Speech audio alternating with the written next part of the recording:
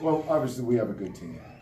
You know, we didn't overreact to the game against Wichita State, much like we didn't overreact to the game against Arkansas, or Wake Forest, or Providence, or tonight's Tulsa game.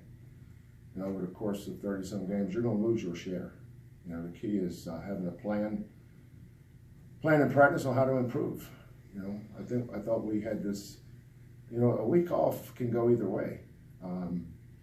Because it's not easy having multiple practices for 7 or 8 days with during a break when school's not in session. You know, I think we went 2-a-days on 3 days. That's not easy either, especially coming off that last game. But it was all about development. How can we get better? You know, I thought Breon Mike could play tonight until yesterday, and then I knew after yesterday's practice probably not. And I told him, you know, if you can't go Saturday, that's okay too. You know, there's a lot of basketball left. But I thought the key tonight was how much better we got through practice this week, and we came out and our defense was really good early. The entire first half, maybe for 30 minutes, and then it became a foul fest. You know, when they're going to the free throw line every possession, it just becomes a discombobulated game. Coach, did you and the coaches do anything differently to tweak the offense for 3-point shooting in that first half overall? Just Rob. We got the ball in Rob's hands early in the shot clock and told him to be aggressive. You know, I said earlier that Rob cannot be a parasite. He has to be a piranha. You know, he's got to go after people. He's a lot better that way.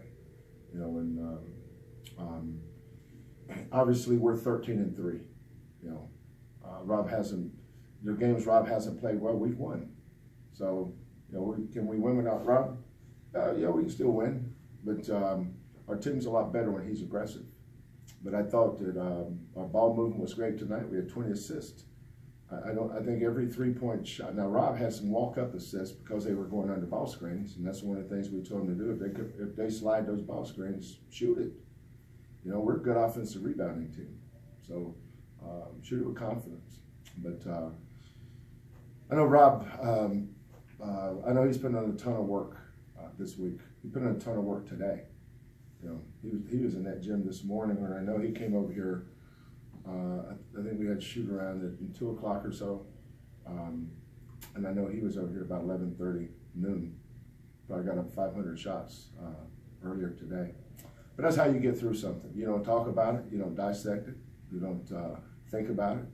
You work through it, and it usually solves most problems in life. Is putting more effort and more work in it. Kelvin, he had mentioned specifically, like you said, about kind of going into attack mode, being aggressive, those drives to the bucket where if he didn't get the layup, he'd get foul or he could kick it out to somebody for an open three. Mm-hmm. Those kind of things, when you see him go through a little mini slump that people go through, mm-hmm. Does that show you what, I mean, just, it shows what he is when he can do all that stuff? I think,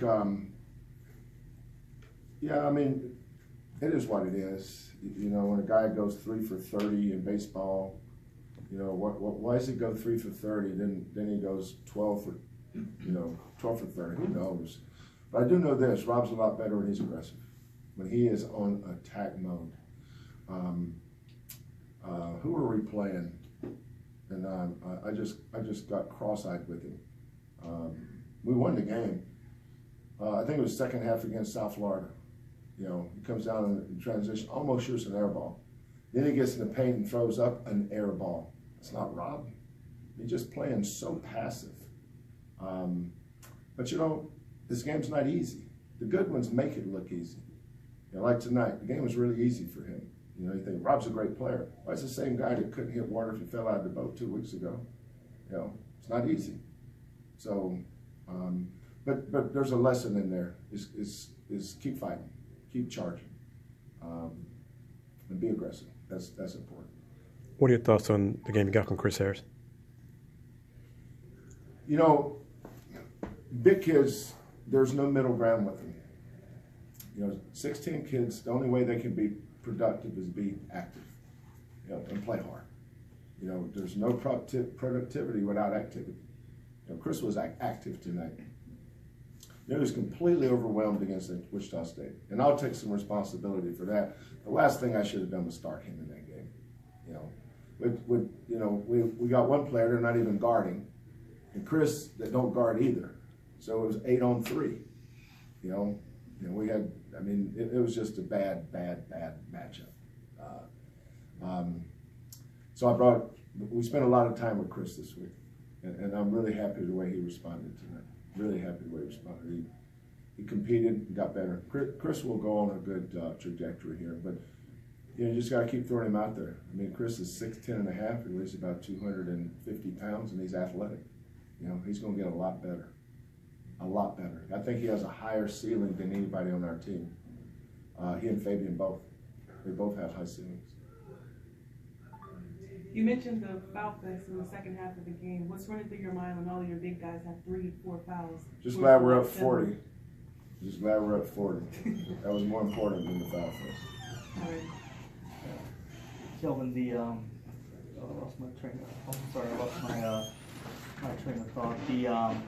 Defensively, you guys hold E2 to a pair of free throws. I think he's 0 for 6.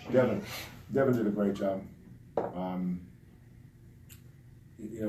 Devin's a senior. He plays like a senior. Ibanu's a good player. I didn't think we played very smart down there tonight.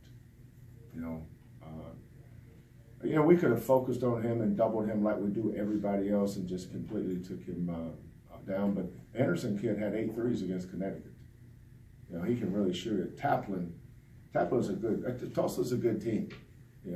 Just because they got beat like that tonight doesn't mean they're a bad team. Just same thing with Arkansas against us or us against Wichita State. North Carolina lost to Wofford. I mean, it happens. You've got to go back in those moments and say, okay, how can we get better? What is the plan here? A man that fails to plan, what's that old saying? He's planning to fail. Well, we have a plan, and our kids did a great job of following it. Anything else? All right. Coach, thank you very much.